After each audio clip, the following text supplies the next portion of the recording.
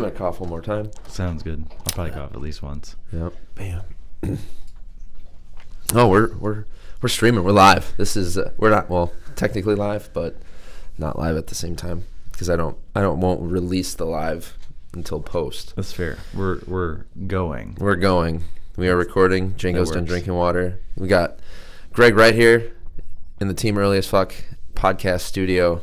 I still call this the podcast studio, even though it's a shared space. Is it a shared space? Right. I want to get. Can I hang? I've been meaning to ask this to you. Can I, if I get a sign made, can I hang it in here? Yeah. Is that allowed? Yeah. Nice. Cool. We'll make that work. I'm gonna do that. I want to get a sign up in here, or like a banner. A banner would be sweet. Cool. Well, I just got the go ahead. Everyone heard it, so I can't get yelled at when I hang something on the wall. Can't take that one back. Nope. Yeah, we've got. This is the 1 year anniversary of the podcast, which is kind of a big deal for me. I wasn't sure if I was gonna. Well, like most things, I don't really think long term. I'm just like, hey, this is gonna be a cool idea. It'll challenge me. It'll be fun.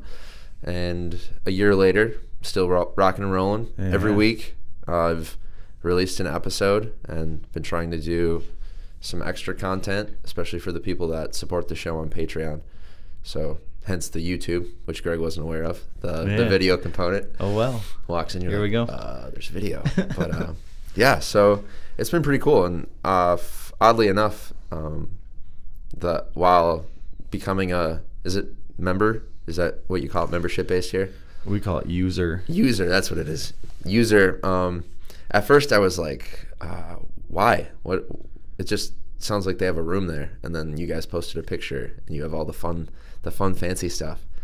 So I was like, oh shit, all right, I'll go talk to people, go ask for help. That's what I originally thought of, and which was me looking back now, being like, wow, what a dumbass. Because that's what I wanted to bring you on the podcast and talk about, was just like my own growth from obviously meeting you, becoming friends with you. Talking to all the wonderful people that I've been able to talk to here, even though I'm usually here at times when there's not a ton of people. But yeah, so Greg, you've been on the podcast before, but you still want to give a little introduction about yourself, and yeah, we'll go from there. Sure. So I'm Greg Wright. I'm the executive director of Create Portage County. We were on the show a while back, so if you've been listening to the podcast, you know a little bit about our organization, but we are an organization that does a lot of creativity-based community development work. We're always kind of tinkering with our mission statement, but we've been talking about really 3 big concepts lately: creativity, connection, and collaboration as the heart of a thriving community. And so we do a lot of work to invest in those specific areas. Yes. I'm going to bring it up on the main screen here because I have the power. When you were talking about it, I was like, wait, I can show them that. Yeah, this visual piece is a really cool addition. Yes. And, I mean, other than the fact that I don't necessarily need to be on camera the whole time, but we'll try to remember not to pick my nose. There you go. That was my big thing. I started thinking about, man, I can't pick my nose, scratch myself, do weird things. Yeah. Well, I can, but it's going to be. You can, but it's part of the experience. So the Idea Center. Yeah, so we run the Idea Center too. We've been up and running now for a little over 2 years. Out of this space, and it is a collaborative community innovation center. So our goal is that anybody in the community who's working on a creative project gets some support here. And I'm intrigued to talk about what you were kind of hinting at in your intro, that like people come in here expecting one thing and usually leave getting something very different. Sure. We talk about spaces and technology a lot, but that's not really what we're trying to do. It's really much more about community building. And that was something when we did research into innovation centers, something that kept coming up was that like the ones that are working are building community. It doesn't matter what they have inside, it's just connecting people. Which is why we've been talking a lot more about connection as something Create really cares about. That we see really, really interesting things happening when we connect people to each other. I can vouch for that here. We're back to us on camera. Nice. We'll bounce back and forth, but talking. So originally, the whole idea for the podcast is something that I was struggling with coming out of school, like going into the whole fitness, sports performance, strength and conditioning, gym thing full time was like I want to be able to talk about all these things that I know impact sustainable health and wellness, but people are coming to me at the gym for mostly the physical piece, like, because obviously that's why we're there. That's the service we provide that kicks ass, and I want to continue kicking ass at providing that. But I also know that for them to see like lifelong change or to really get the maximum benefit from this, it's like all these other things, like the 23 hours in the day. And then Team Early as Fuck was just kind of like a little hashtag mantra that I started in college that that was really what the idea was about. Like, what are you doing with the rest of your day, from your nutrition, your eating, your sleep, your overall movement, but also more importantly, the psychology of it, your mindset. And for me, when I first started this like little adventure, it was me doing what I always do, my comfort zone, and like, well, I'm not going to ask for help. I'm just going to do it. I'm just going to do it on my own. A big part of it is I hate relying on people because I know sometimes they'll let you down, which is just part of life. But for me, I just don't like that. Like, I like being in control. Yeah. I wouldn't say I'm a huge control freak, but I probably am to those that know me best. Like, I'm a control freak for my things, like things I do. I want people to like experience their own things. I'm not worried about like probably the worst boss because I don't micromanage at all. I just assume everyone's going to have my level of passion and like self-discipline. Yeah. And then I find that is completely wrong. But no, from Shannon and Shane, who have both been on the podcast, them leaning on me, be like, no, you should go check this place out. You should go check this place out. Yeah. And then me finally, for whatever reason, probably the picture and you posted all the fancy stuff. I was like, all right, I'm going to get out of my comfort zone, message this Greg guy. From the very first time we like talked, chatted, sat down, I realized it was exactly what I needed, and not so much for the technology, which because of, it's kick ass in this room. It's awesome. Yeah. But it's like you're talking about, or even like the website, people plus culture equals everything.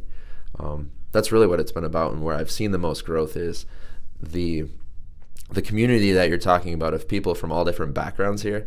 It's not just art or tech. It's people like myself from fitness, the people that come and paint here, the makers space, like the people who are interested in making things, or even all the way to the eye to eye kind of group, and the people that come here because they want to see like the greater Stevens Point community grow, change. So being able to talk to all those people in one place is pretty crazy. And a year in, I take that for granted because I go to other places, and it's similar to the Stevens Point area food movement and like what we have available to us. Most places aren't like that. Yeah. Most places don't have something like Create or the Idea Center. And I want to dive more into that, like kind of for yourself in the last year.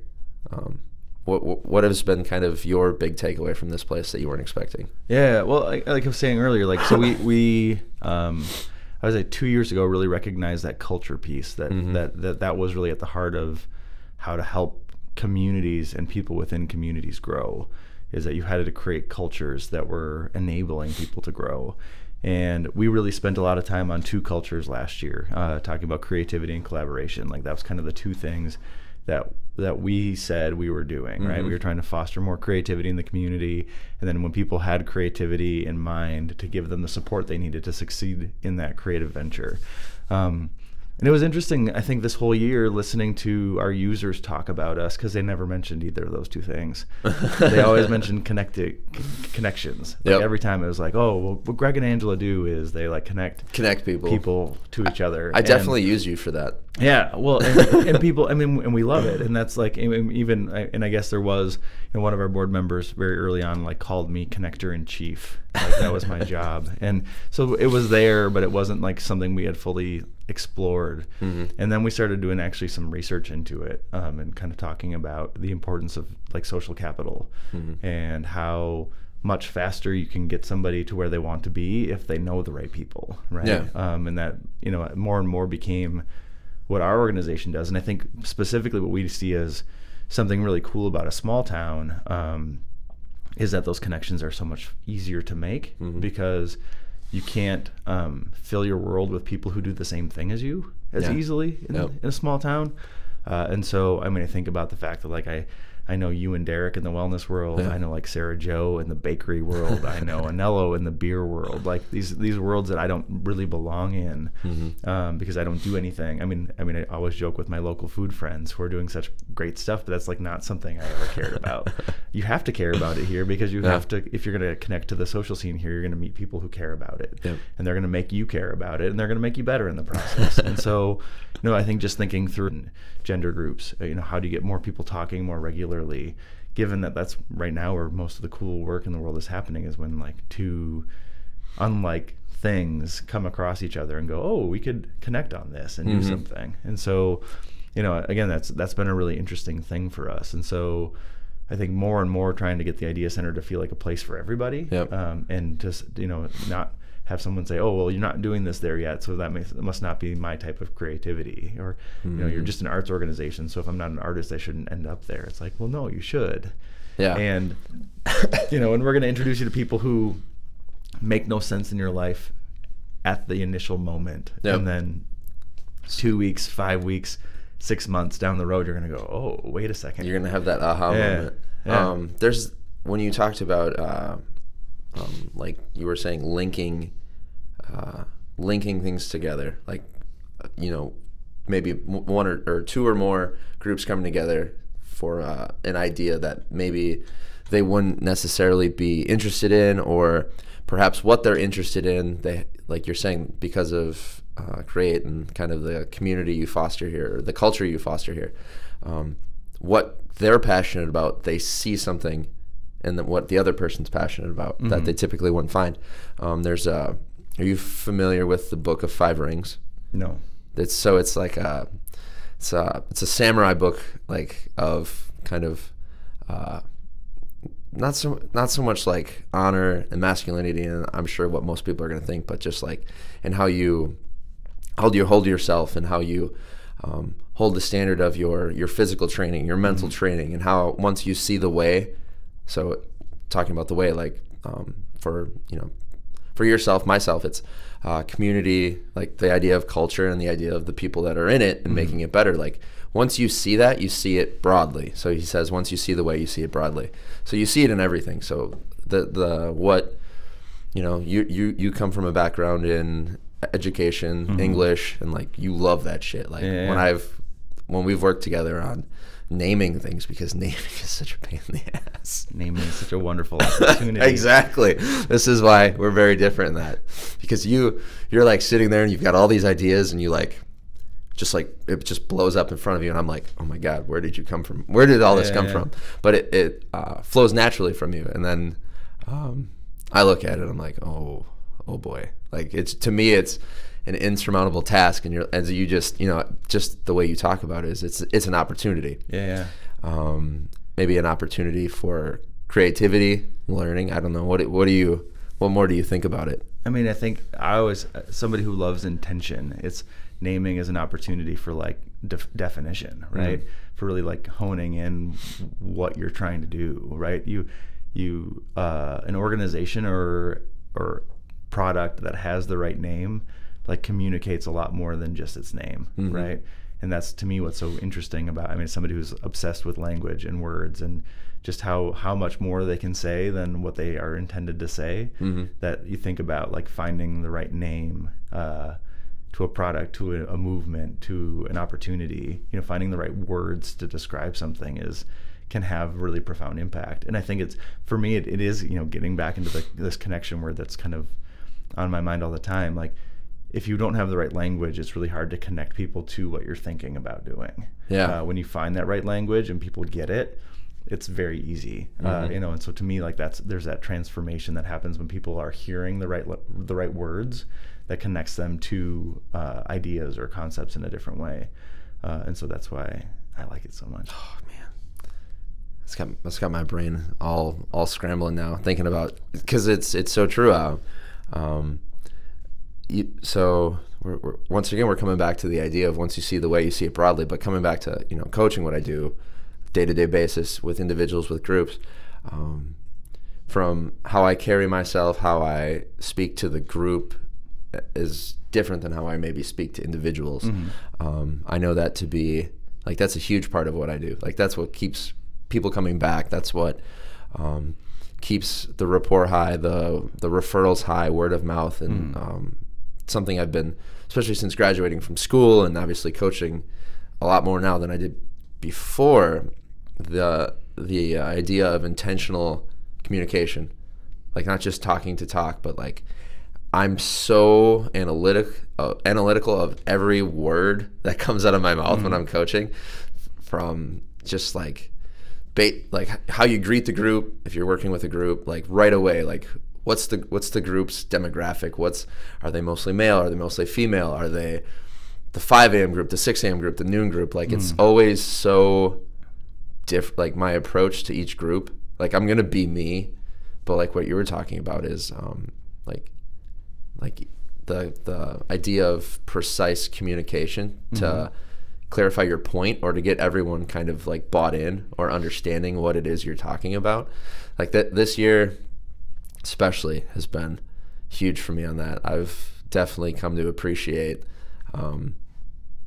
concise, precise language more and more. Yeah. Well, and I think there's something even bigger than that with you. As somebody who like knows you outside of your normal context, and we've done some wellness and fitness stuff together, but like that's not generally where we interact. Yeah, no. Like somebody who gets to see you. I feel like I get to sort of be this like outside observer in the world you're in most of the time. That I think part of what's interesting, because there are tons of different fitness programs out there. There are tons of different fitness professionals in this community alone, right? Wellness is huge here. There are lots of people working in that space. I think something that is really interesting about you and your particular brand of wellness is that it is very much about getting to know people, like figuring out who they are, like trying to see them for what they want to be, and giving them tools to help them get there. And that is often not fitness based. You know what I mean? Like fitness is a piece of that puzzle, but it isn't what's driving you or the people you work with. And I think that's a really different approach from most of the gyms or programs that are out there that are really truly just like, no, like fitness should be fitness for fitness' sake, like this sort of exclusivity of like this part of your life, whether that part of your life takes up all of your life or not, that it's like the separate thing that isn't integrated into who we are. And I think that is why people respond so differently to you. And even if it is like them just coming to a class, I think they're coming to a class and engaging with an experience that is different than if they were just like hitting the gym. Yeah, and that's really cool.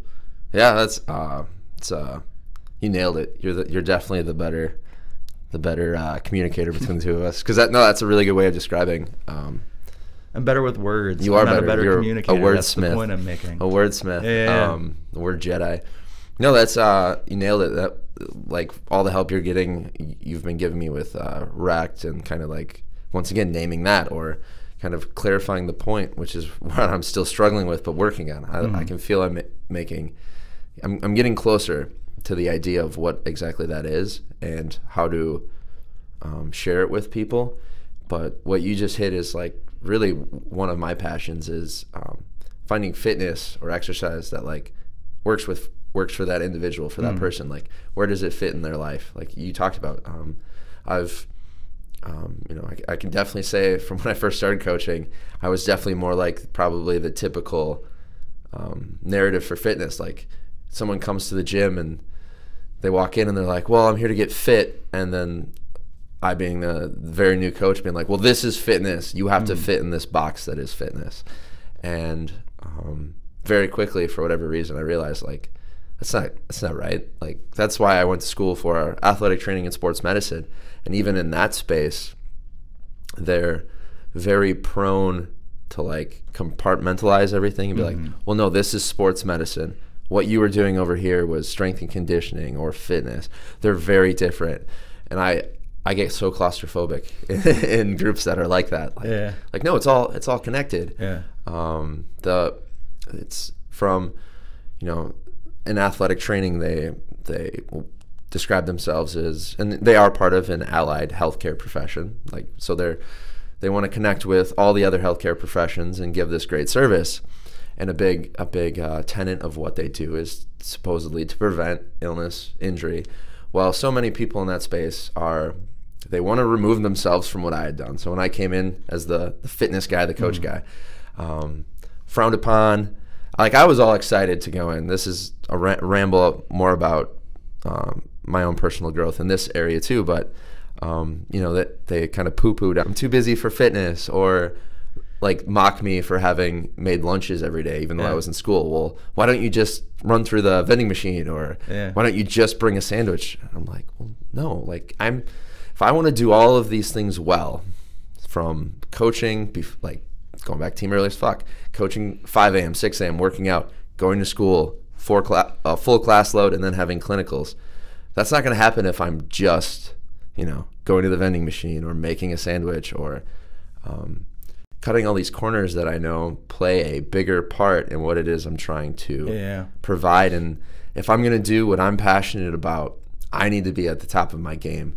And that's not going to happen from me not doing the things that I know are important for my own health. Like, if I'm in athletic training in an allied healthcare professional, I'm telling people they need to do this to rehab, but I'm not taking care of myself. Like, coming back to communication, there's a miscommunication there, and they're not going to maybe, they're not going to buy into what you're saying. They're not going to be interested, or they're going to be like, well, that's not going to work.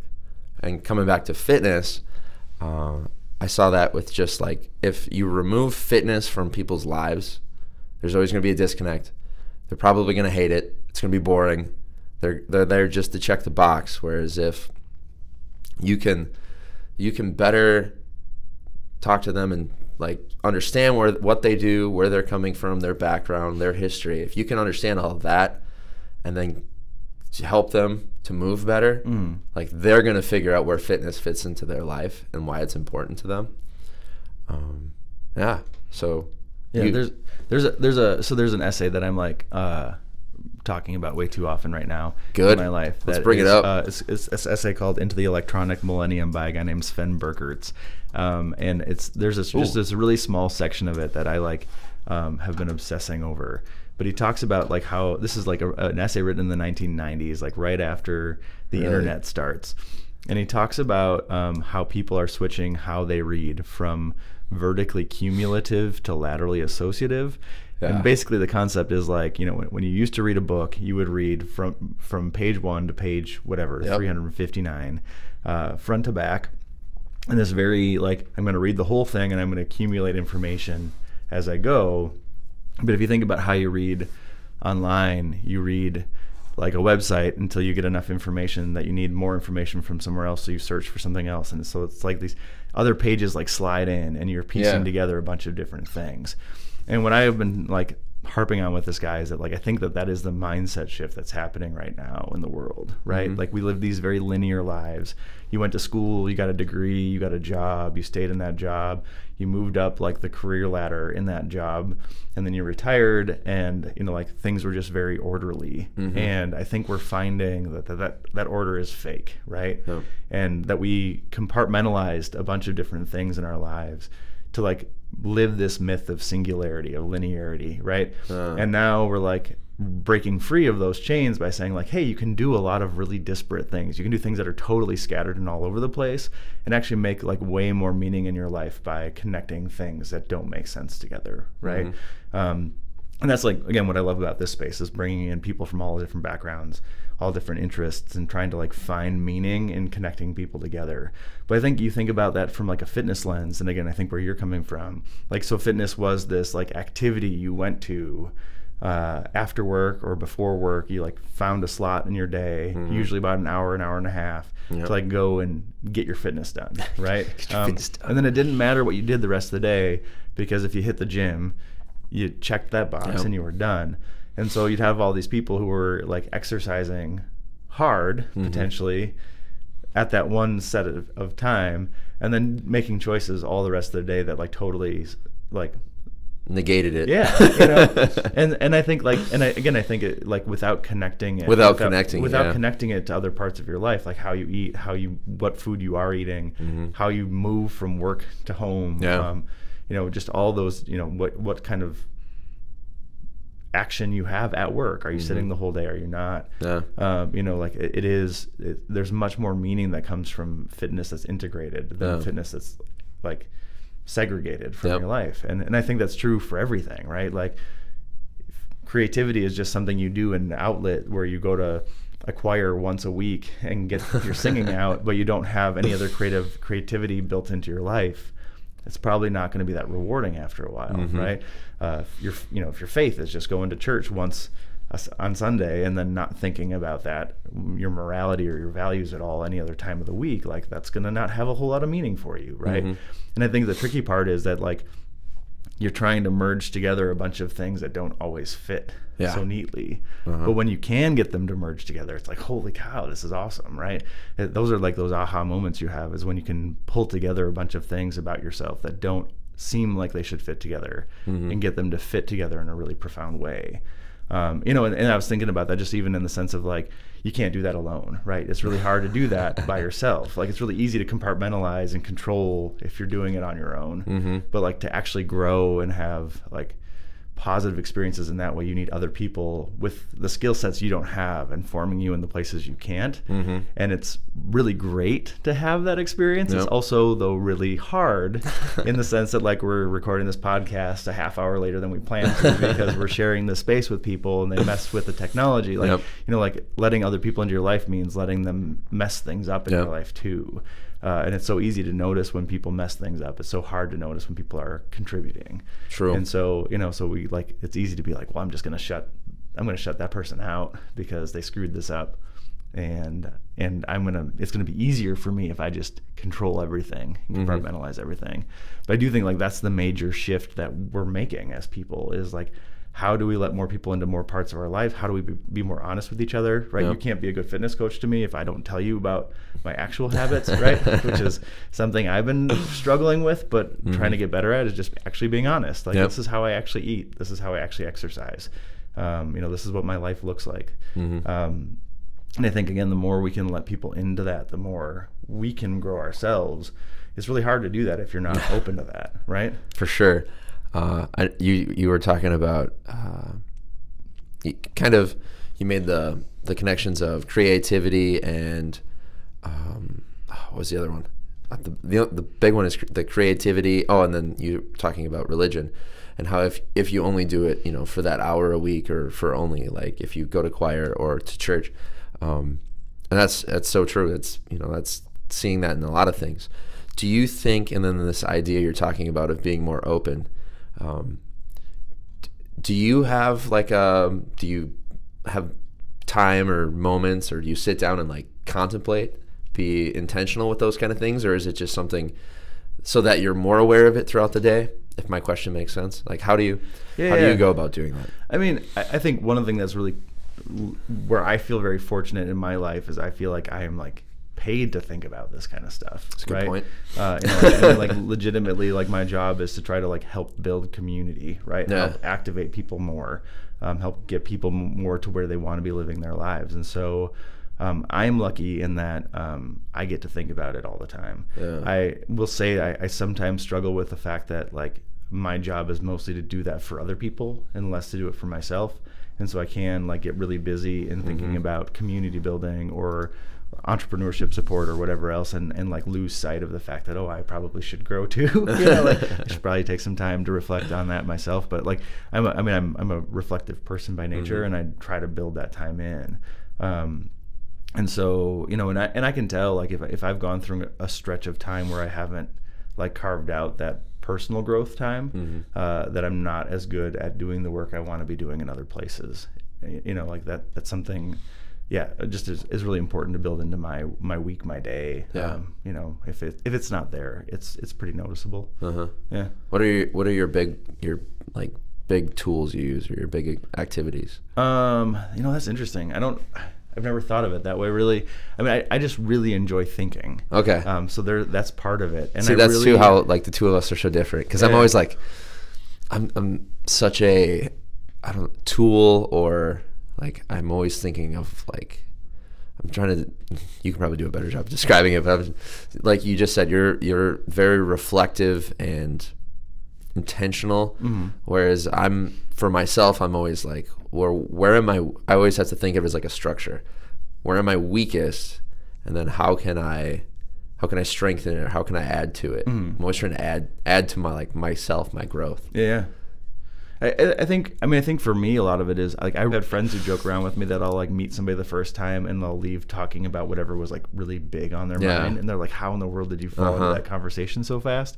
But I think it is that, like, that to me is where, like, I process a lot of my own life by like understanding where other people are in theirs. Yeah. Right?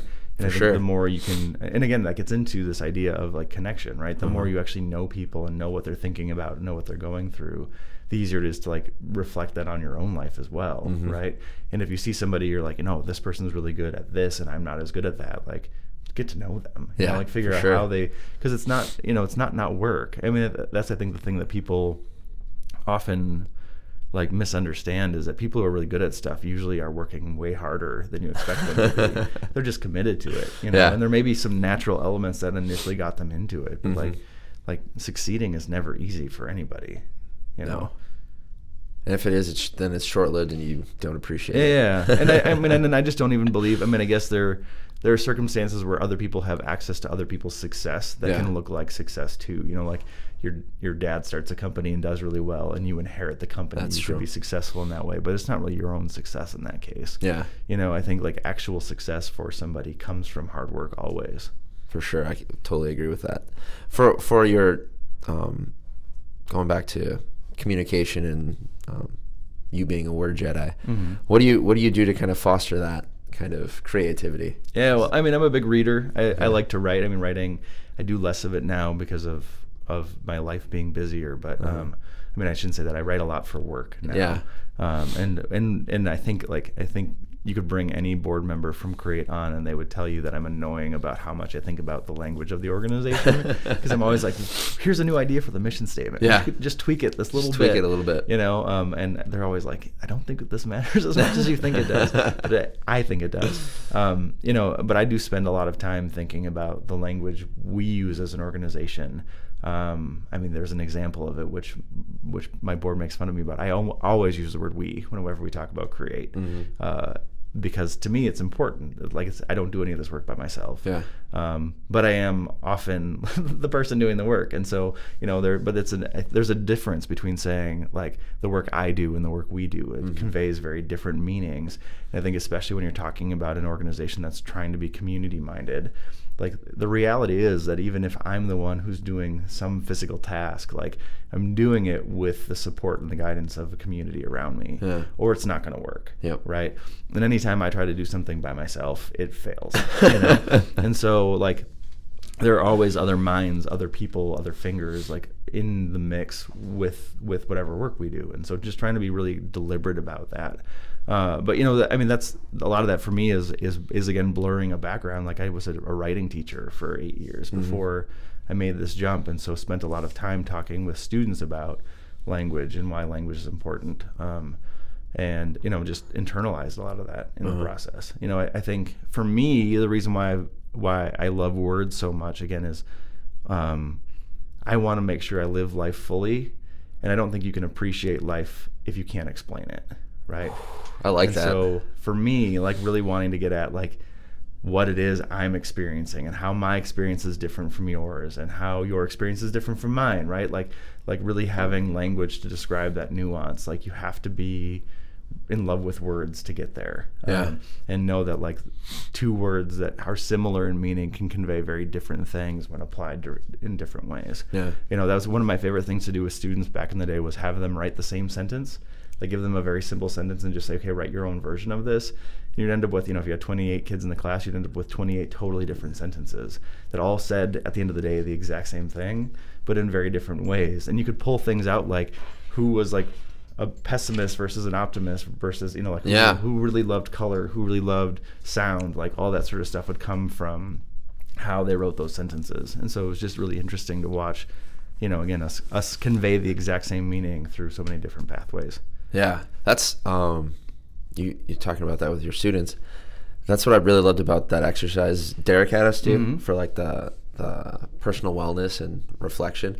It's because it's you come back to the words of health or wellness or fitness, and yet you have people go. If you had 20 people go through his exercises, I think everyone would have like something different drawn as a picture of themselves. Yeah. Or even if you had him write it out in a sentence, it would be completely different, especially when he had used the little heroic descriptors. So once you can understand that, that's a huge part of what especially talking with you, because I do love our one-on-one conversations. And for a while there, they were a bit of a downer. Every time I'd talk to you, you'd have something like kind of that was like negative or scary happening that I would have never been aware of because I live in a very insulated bubble when it comes to a lot of those social concerns and problems, which I'm doing a better job of exposing myself to areas outside my comfort zone. But every time I grow from it. So it's, well, and I think that's a really important like metaphor for in general, like why people avoid a lot of this reflection and in growth is that awareness is scary, right?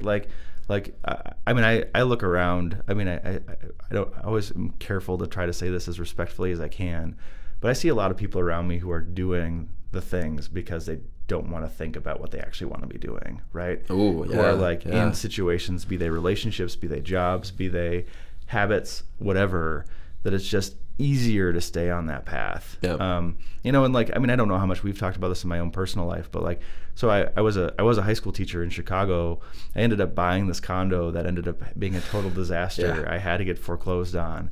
Like my life just sort of stopped in a really weird way that I reflect on now as like being one of the most positive experiences of my life. But like at the time I was like a financial collapse, right? Yep. And so it was just such an interesting thing. Like the way I've described it to people is it was like I was on like a moving sidewalk like they have in the airport, right? It wasn't just like a path. It was like I was on it and it was moving for me. Yep. And I was going in this direction, and then suddenly like I got to that gap between like one moving sidewalk to the next. Like I had to walk 8 feet, right, to get on the next one, and I was like, I just can't do it. I have no interest in getting back on the same sidewalk.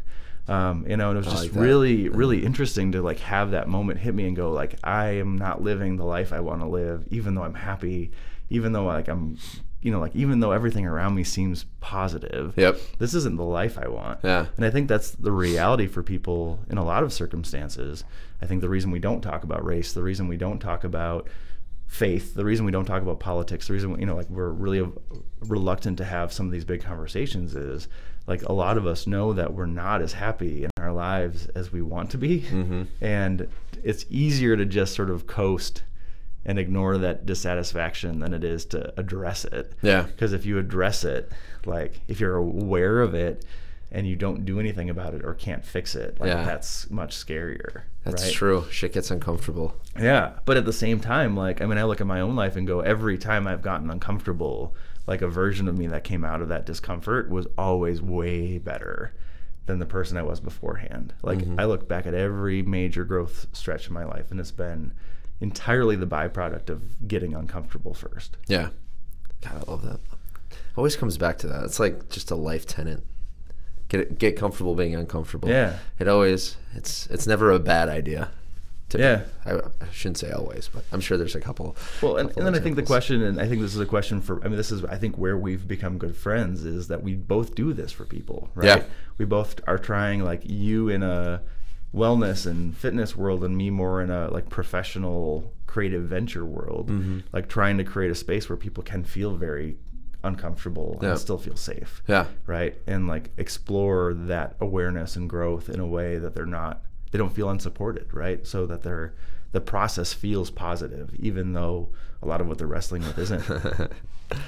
That's a good point. Yeah. I definitely come here for that, talking with you and or just like the people here. Like I know there's a lot of people here who as long as you're willing to talk to them and not about bullshit small talk, but actually like, hey, here's my project, here's my idea, and then here's where I'm vulnerable. Like this is my idea, but I have no idea what to do next, or This is what I suck at. I've heard you're good at this, or you've done this before. Yeah. And then, as long as you're upfront and real with them, they're more than willing to help guide you to like actually get better and grow.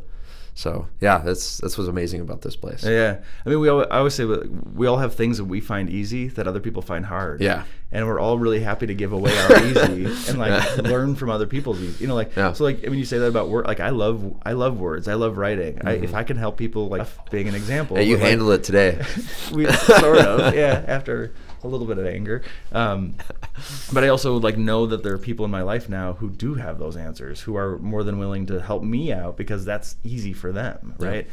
And so I think it is, that again is where I think a network and a community become really important. Like, I'm not as good about local food stuff as I want to be, but like I know Lane, I know like I'm getting way better at it because I have these people in my life who are good at it, for whom it comes very easy, who can like give me some pointers to be like, hey, try this, try that, and then it's like, oh yeah, that wasn't as bad as I thought it was, Right. That's a good point. Yeah. We're spoiled in point. That's what it comes down to. Yeah. So for just coming kind of back to the personal growth thing through the podcast and through this space, for once again struggling with my words today, having a brain fart day. I've been reading more, which has really helped a lot, but also with reading more comes the inclusion of more new ideas, which sometimes is not a good thing for me, because then it's just more things I'm thinking about and not practicing right away. But this like the last year of doing the podcast and being able to like listen to people share their kind of like their different journeys has been like an unexpected bonus. Like it's something I really enjoy about what I do for a living, like coaching people. And you kind of touched on it where like when you understand kind of their journey or what's brought them there, like from one-on-one conversations, it's to me like that's way more important than the box checking.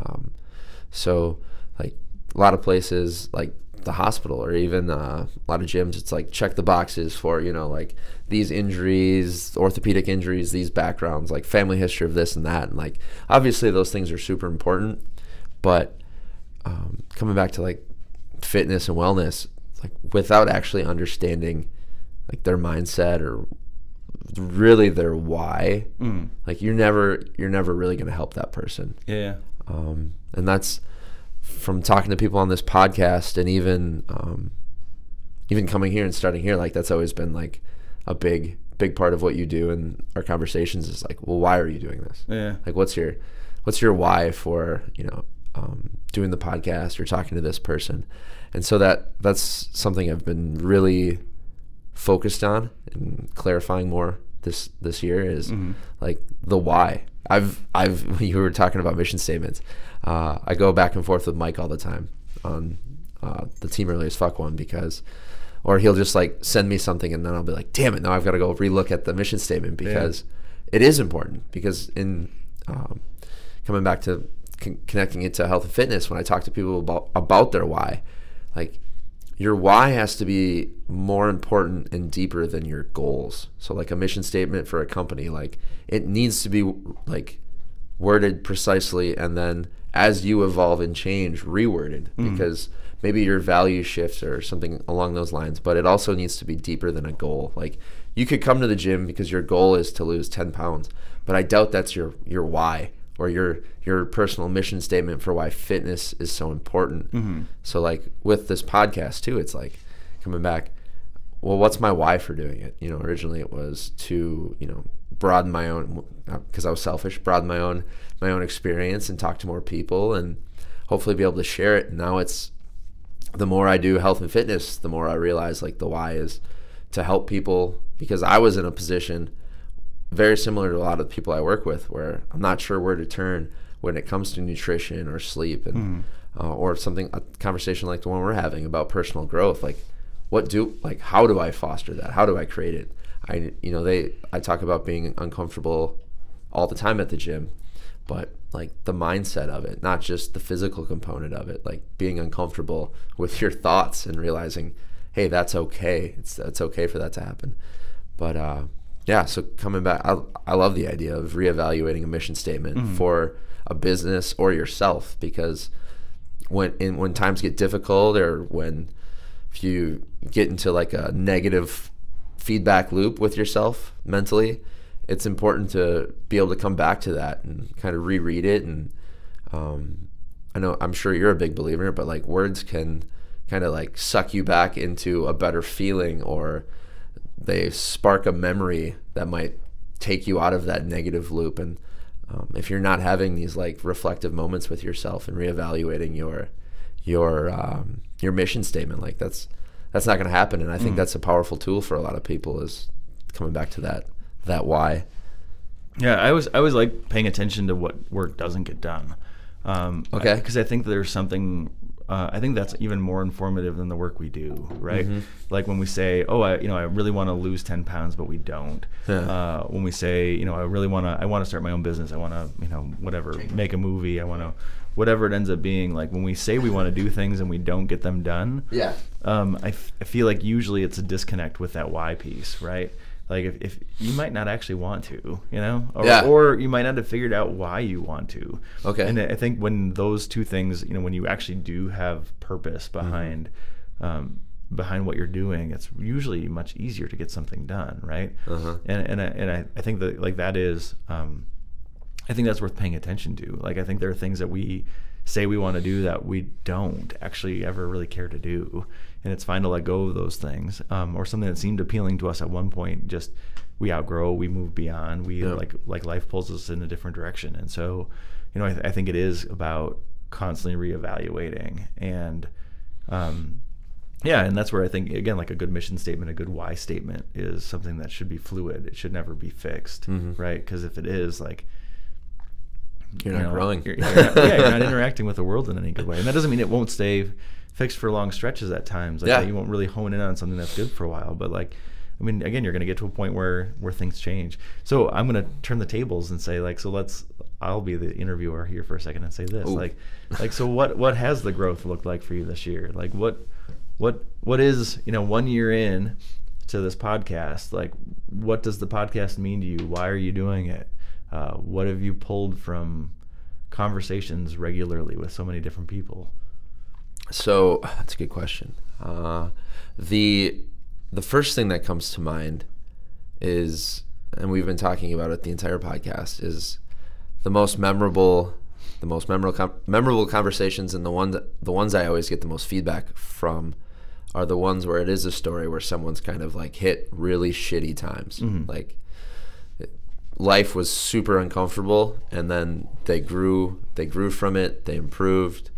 So that's only reaffirmed the idea I talk about when it comes to physical fitness in the gym.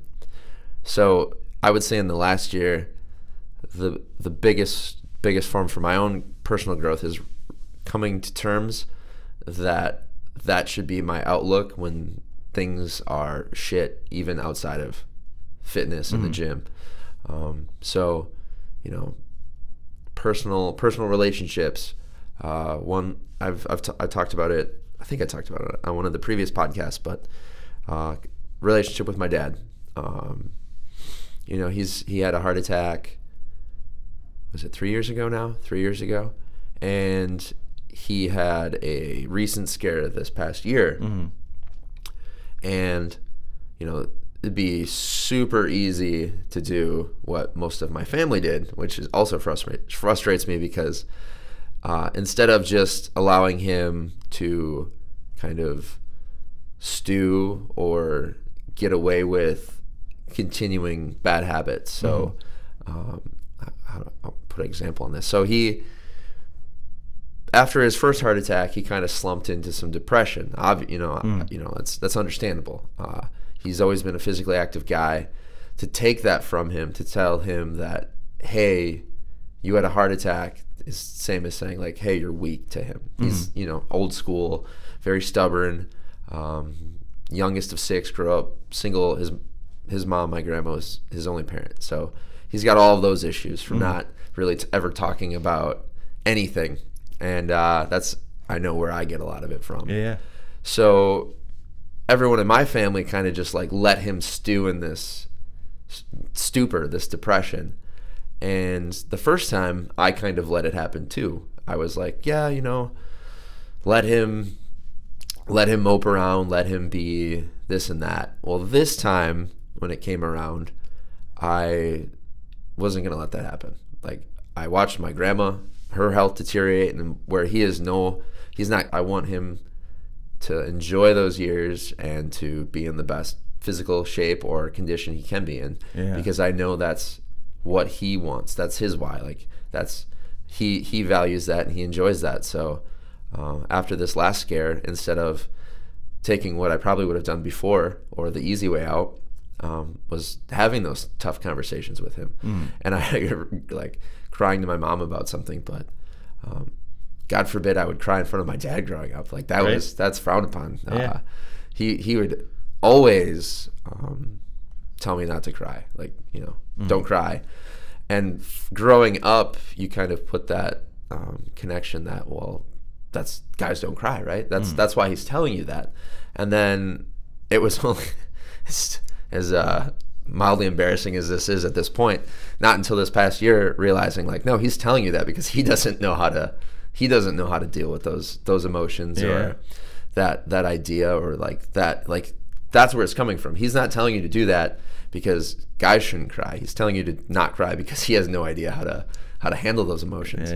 So come around to the most recent health scare and being like realizing with myself, like, this is that uncomfortable moment. This is where you have to get comfortable being uncomfortable and have this conversation that you don't, no part of you wants. Like, you could just be silent, talk about what you know he would be okay talking about, and then continue on, and you're not going to have any stress. This will be a moment where you don't have any stress. But without that stress, you also don't have growth. So obviously, being like, all right, well, here goes nothing. And having a really difficult conversation with my dad about, you know, his health, his life, my life growing up, you know, raising us, like what that means, and why I'm not going to let him just, you know, allow himself to be the victim of what he's got going on right now health-wise. Because it does suck. He's got like side effects from a lot of the pain meds and the drugs they give you after a heart attack. Like, it's messed with his digestion, and he's having problems with all that, but not letting that be his like new normal. Like, I'm like, coming back to the local food movement, like all the stories I hear about people who, you know, they've changed their lives, they've had these terrible chronic diseases, and they are able to help themselves, and it always comes back to food. So working on that with him now. So I guess long-winded rant, the big thing is I'm more and it's easy to beat yourself up once you've come to that realization, but you know, obviously you don't, it's not like I was living my life like, oh God, let's just not talk about it, because it's easier that way. And, you know, maybe unconsciously I was, but yeah. So the big one for me is, and I fail all the time. There's moments where I'm like, shit, I should have maybe dug a little deeper, talked about something that's more important than the stupid surface level stuff we all enjoy talking about, the small talk. But yeah, for me, that's just like the vulnerability a lot of people have when they come on this podcast, and then the stories they're willing to share. And it's been motivating for me to get out of my own comfort zone when it comes to one-on-one conversations with people I care about. I mean, that's super commendable, right? I mean, that like you're digging into that, especially because I think it is, I mean, especially in the upper Midwest, like it's so culturally not what we do, right? Like we like don't like share ourselves well. And I think like that's one of the things that to me is just so sad about our culture, is that like we can spend our whole lives without anyone really knowing us.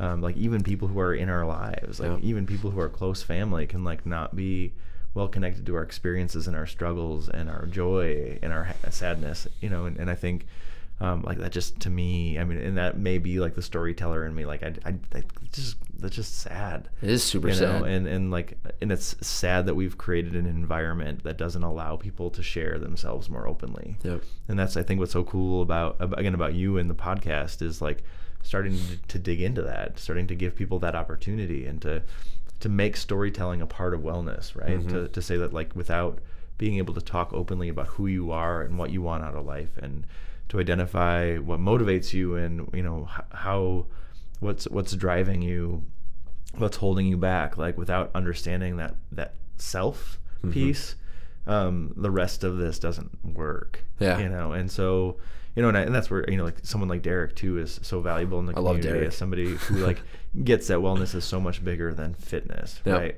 And I think that, that's something I would love to see more and more grow out of this community, is that we become really good storytellers, that we become mm-hmm. really good at sharing our lives with each other, and that we start to challenge some of those very entrenched norms about about how we interact with each other, and what's appropriate to share and what's not. Yeah. I just got goosebumps. Good. I love it. Yeah. After my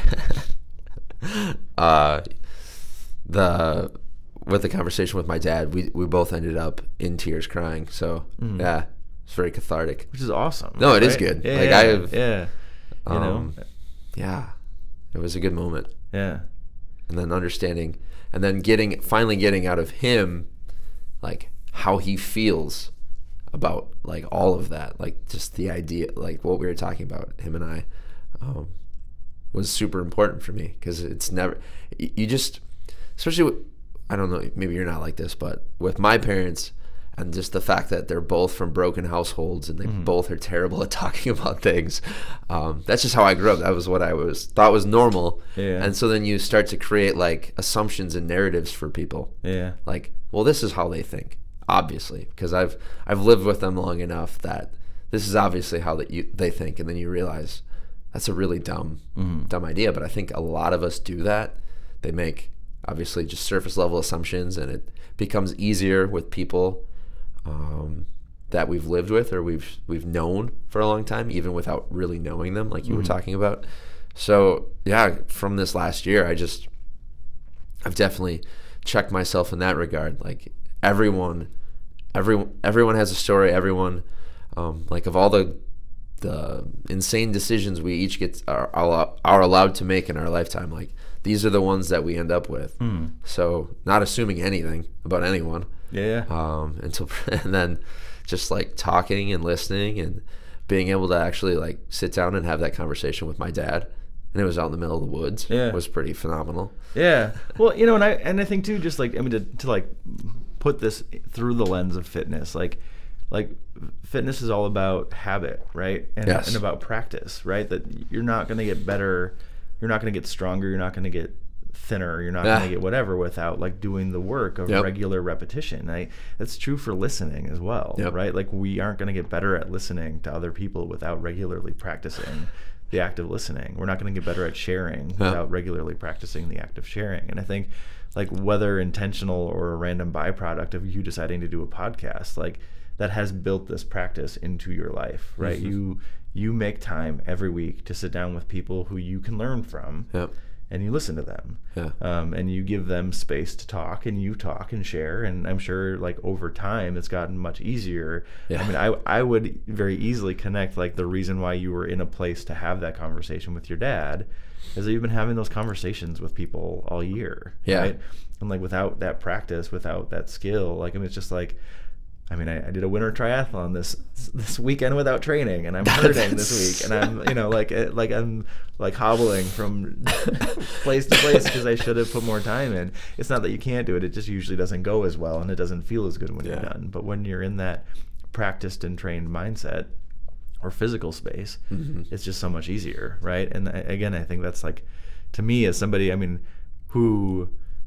can say this from a different perspective, as we bought the equipment for the podcast going like, maybe somebody will use this, right? Like, how fun would it be if somebody actually decided to do a podcast, and met you in large part because of that. But like, I think one thing we I don't think it's something we have been building into our language, is like, how do we grow storytelling? Again, like, grew some networks and family in that space in the process. But just like, I think especially for people living in rural and small communities right now, where all the stories being told are about big city people and celebrities and whatever else, like, there's so little validation that the lives we're living matter.